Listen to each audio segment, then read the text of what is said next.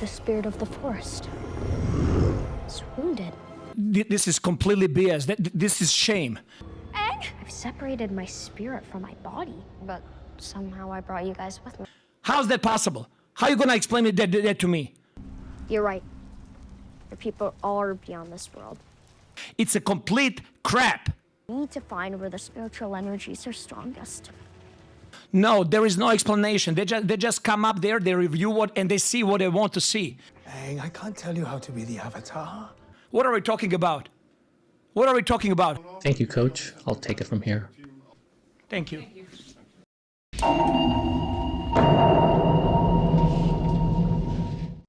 Welcome back to another installment of Netflix Avatar Season 1. Episode 5, Spirited Away. A note to the writers. Miyazaki says fuck off with your uncreative and uninspired titles. He also said, any attempt to associate this show, whether it was done voluntary or involuntary, with his reputation that was earned by producing quality work for 4 decades is cheap, lazy, and disrespectful. Assholes. We begin this episode with the gang running away from a squad of Fire Nation soldiers in the woods. What they were doing? Who the fuck knows? Anyway, after being chased, they stop and do some defensive bending. Aang makes them fall, and Simka does fuck all. However, Katara Su shoots ice discs at the soldiers, giving them enough time to jump off a cliff and fly away on Appa. Then on Appa, we learn why they were chased. And being this far into the show, it all makes sense. Once again, Girl Boss Mode was activated to show off Katara Su's waterbending progress, which she credits it all to the scroll that Gran gave her. Water, earth, fire, air. Long ago. Now, do we need to be told explicitly that Katara Su's waterbending is improving? Are we too stupid to know that after each episode, time has elapsed and the bending that she performs is due to the experience she has gained? Even the original, targeted for a younger audience, didn't waste the time to tell us all that. This tells me the writers are talking down to us, not knowing or unsure if the actions conveyed enough information for us to make logical conclusions on our own. What's so stupid about this is that they have the original to compare themselves against. If the original didn't have to explain it, then why the fuck are they? Isn't that a simple common sense conclusion? Why is everyone so fucking stupid? Now some of you are saying, so what?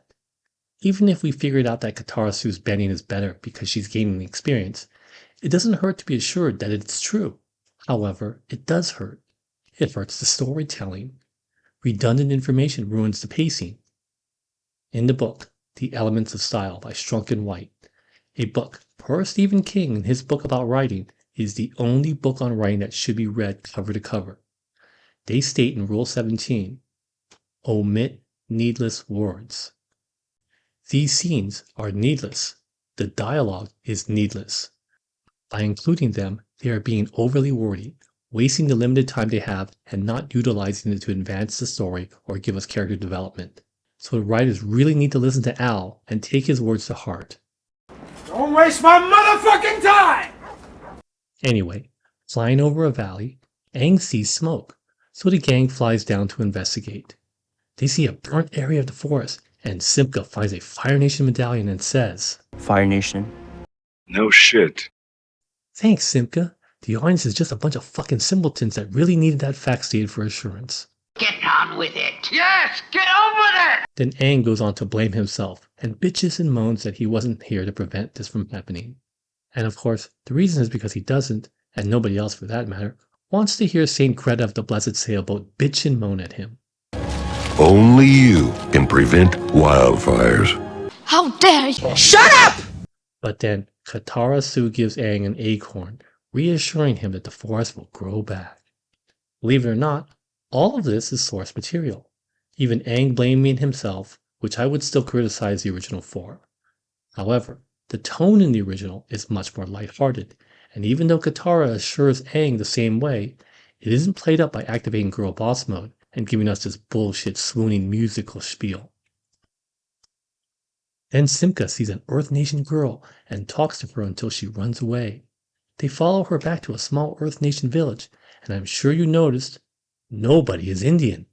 kill my people. So apparently, Earth Nation isn't exclusively Indian, but rather Omashu is more like New Bombay or something. Most humble and grateful thanks to you. Anyway, we meet the little girl's dad, and he tells them what happened to the forest and that some of the villagers, including his son, are missing. Then he says this absurd bullshit. This is something deeper. Something beyond this world. Now, this line reminds me of a line from a great movie. What the hell is that? Maybe something trying to force its way into our world. Now listen to what Bruce Campbell said about the line from the commentary track. Yeah, here's Maybe something trying to force its way into our world. Why would you say that? because it's a horror movie. Why would that thought occur to you? Now, are we supposed to take this show like Evil Dead 2?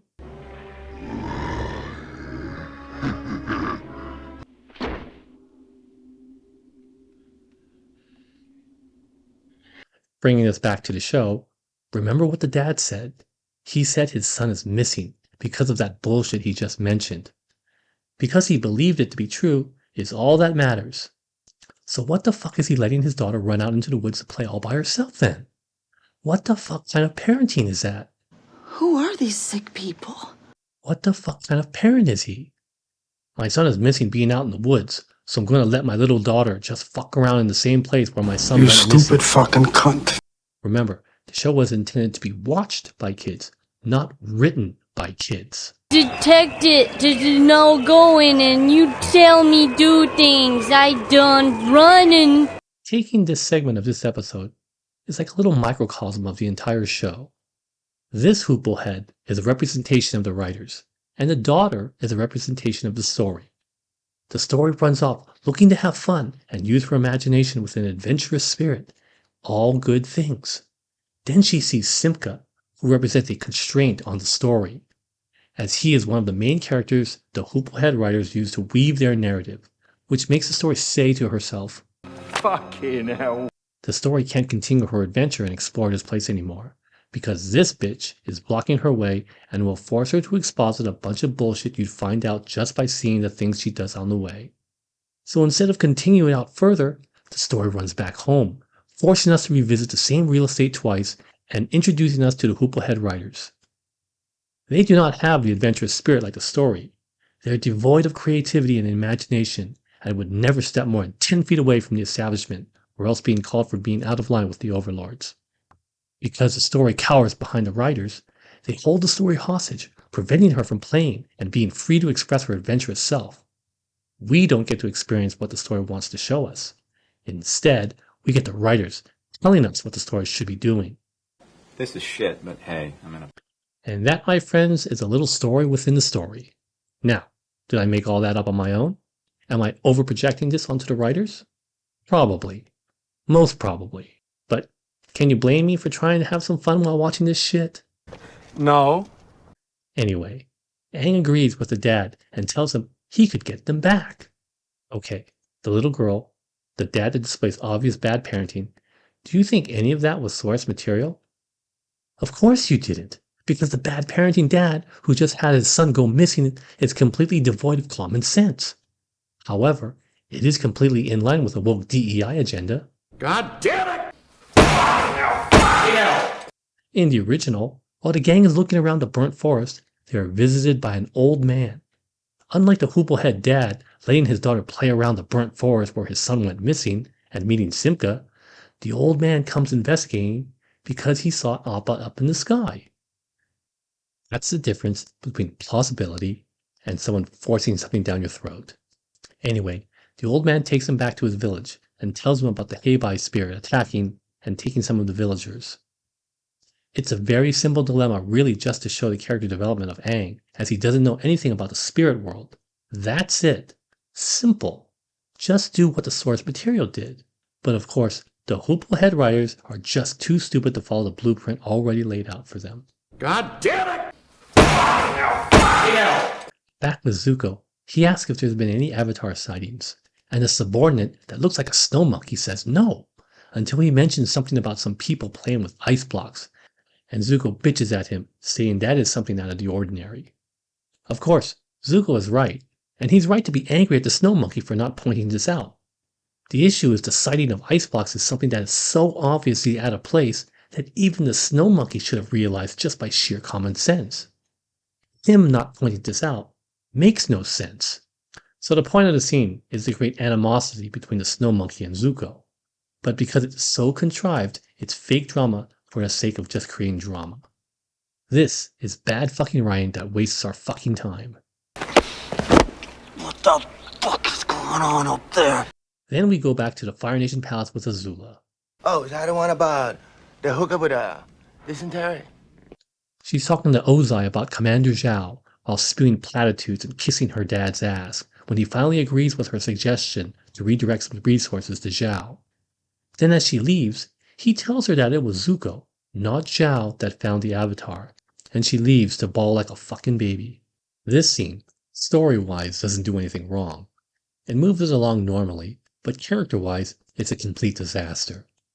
Azula kissing her dad's ass shows deference, not like a leader, but rather like a cowardly yes-man.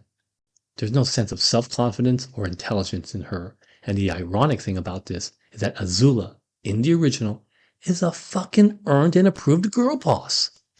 The woke DEI agenda wants every female character to be a girl boss. Well, this show gives us one that everybody has already approved of as being an absolute badass. And putting aside the bad casting for a moment, there was no reason to fuck up the characterization to make her a girl boss because she was already one to begin with. God damn it! Motherfucker! And of course, seeing her about to cry doesn't make us pity her, but reinforces how petulant she is in this version. The show double downs on fucking up the best antagonist of the show. Well, boo fucking who? Then of course, we need to address Ozai. Yes, Zuko found the Avatar. So fucking what? That's how it should have been left. But apparently, he's proud at his son's accomplishments all of a sudden. Why? Zuko was banished from the Fire Nation. His only way back is to find the Avatar who hasn't appeared for 100 years. Do you think Ozai gave him that mission thinking he'd be successful in accomplishing it? So again, why the fuck is he so proud of Zuko now? You fucking asshole. Anyway, back with the Aang gang, they're taking a leisurely stroll in the woods, with Aang being responsible. After a cringy stroll, they get to a burnt clearing with statues of animals. Aang says, "This is the place," and begins meditating to enter the spirit world. After some more cringe dialogue, Aang enters the spirit world. However, it isn't just him, but he pulls in Simka and Katara Sue. What the hell? Meanwhile, Zuko and Iroh visit a Fire Nation occupied town and ask around if there were any waterbending sightings. The people say no, until the bartender says the Avatar has been traveling with some waterbenders. This info pisses off Zuko, realizing that everybody knows about the Avatar, and other people will now be in search of him as well. Then they meet June, who in my opinion is the best cast character so far, unlike May. Oh, wait, you serious? Let me laugh even harder. Now, of course, she isn't supposed to be here, but they jam her into the storyline. Back with the Aang gang, they're taking another leisurely stroll. This time in the spirit world, when they come across a huge barn owl. Now, I thought this was just a spirit that looked like a barn owl, but no. According to IMDb.com, this is Wang Shi-tong. What the hell is he doing here? Simka and Katara Sue only hear hoots, but Aang can understand him stating that the longer they are in the spirit world, the more in danger they are. Aang tells them they're just looking for friends, and then they'll leave. Then the owl tells them there's a person that lives in the hut along the path that can help them. Then Aang asks what kind of danger is there, and he tells them there are creatures that will show them the truth, which will cause them pain. Then he tells them to stay on the path and leaves. How convenient Wang Shi-tong was just standing at that spot along the path like a fucking information booth. We don't need our protagonists to actually solve the dilemmas that confront them, because the dilemmas will solve themselves automatically, right? Yes. Back in the Fire Nation, we see Azula sparring with a nobody, And of course, she kicks his ass like nothing. Even though we aren't even close to season 3, we see her on the verge of going batshit crazy. Now, let me take it a step back for a moment. Look at Azula here in this scene. Do you see the chicken neck walk? I understand this is probably just me, but if I was auditioning her and I saw her with a chicken neck walk, I would eliminate her from getting the role. Even if she looked and acted the part, the chicken neck walk is so pronounced and so fucking annoying, it takes me out of the show every single time. What the fuck is this? Then add back the fact that she doesn't look the part and her acting isn't anything to write home about should only make the decision that much easier. I do like the ladies, you know. I do like them. I like them. Anyway, Ty Lee and May are there, and we revisit Azula's petulance again. How many times do I need to refer to writers to talk to Al? Don't waste my motherfucking time! Back with Zuko, Iroh hires June to help them find the Avatar. Back with the Aang gang, he tells them what Wang Shi Tong told them. They will see the truth. Then they encounter the Heibai spirit that charges at them. Aang recognizes it as the forest spirit immediately. Fucking hell. Then they realize they can't bend in the spirit world. Going after Katara Sue, Simka actually does something. Oh, yeah? He throws a rock at the spirit, changing its attention to him. From being Sokka for a fleeting moment, he reverts back to Simka and gets bitch slapped by the spirit. Oh! You kicked me right in the pussy! Then the spirit roars and emits the fog of lost souls. You already know this isn't source material, and even the fog of lost souls isn't even in the show at all, and it was introduced in the Legend of Korra. So you're probably wondering, what the fuck is something from Korra doing in this show? The answer is, who the fuck knows? Anyway, Simka talks to a white fox spirit when it leaves after telling him to be careful because the fog is dangerous. Tara Sue follows the voice of a girl, then wakes up back in her village to see her mother. Then she relives the moment when the Fire Nation invaded her village. Fire! With them looking for a waterbender, her mother says she's the one, and Katara Sue watches her mother burnt like a s'more. The duck's burned! You're cooking in a burnt pan, you fucking dick! Then we see Simka awarded for passing his ice dodging trials. He hears in secret his dad's disappointment in his test, and that Batu's aid is the reason why he passed, and says he doesn't have what it takes to be a leader. Of course, this disappoints Simka and makes him cry like a bitch. Just to be clear, I'm not knocking him for being disappointed, and I'm not knocking him for even crying. What I am knocking him for is crying like a bitch. Showing disappointment is a good thing. It means you had a goal that you wanted to accomplish. Even crying is okay, because it is a coping mechanism to recover one's psyche. But to do it like a little bitch doesn't exude leadership qualities. It only reaffirms to us that Simka is just a bitch. Hey Al, can you give Simka a pep talk? Whoever told you that you could work with men? You fucking child. Back with Aang, he's walking down a dark tunnel when he's met by Ko, the face stealer. What the hell is he doing here? After a brief conversation, Aang runs out of the tunnel and sees the hut he's been looking for. When he goes inside, it's Monk Gyatso. What the hell is he doing here? We get this touchy-feely reunion along with a buttload of exposition. Monk Gyatso tells Aang exactly what Ko is and what it's going to do, which we got from Ko from their first conversation in the tunnel just 3 minutes ago?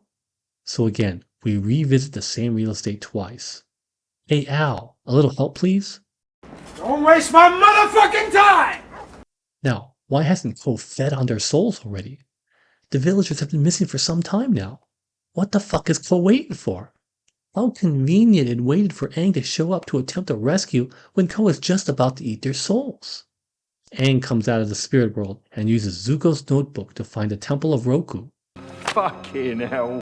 Then we get this voiceover narration from Monk Gyatso, talking about being in pain, and we see Azula practicing her firebending while Ty Lee and May are sleeping on the ground for some reason.